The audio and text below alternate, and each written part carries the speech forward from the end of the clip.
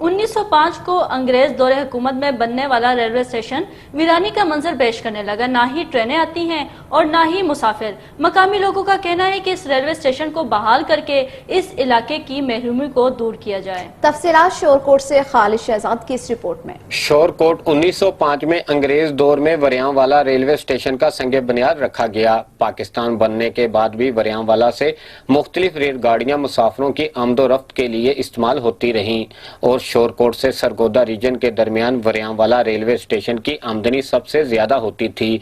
गुज़श्ता सालों के दौरान वरियांवाला स्टेशन से रफ्ता रफ्ता तमाम गाड़ियों के स्टेशन को खत्म कर दिया गया, जिसकी वजह से वरियांवाला से सरगोदा, पिंडी, इस्लामाबाद समेत खानेवाल, मुल्तान जाने वाले मुसाफिरों को शदीद परेशानी का सामना है।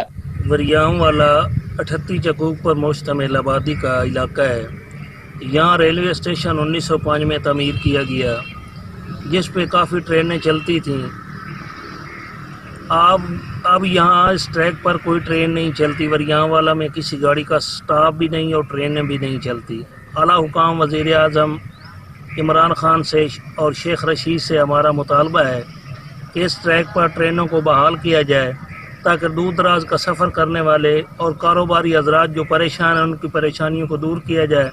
हमें सफ़र के लिए टोबा टैंक से और शोरकोट का सफ़र करना पड़ता है।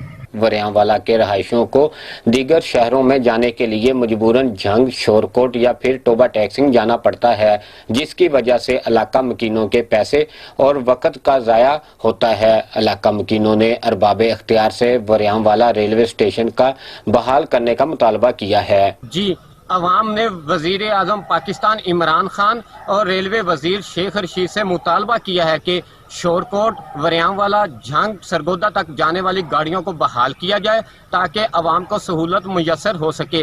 कैमरामैन सुभान शहजाद के साथ खालिद शहजाद, रोज न्यूज़, शोरकोट।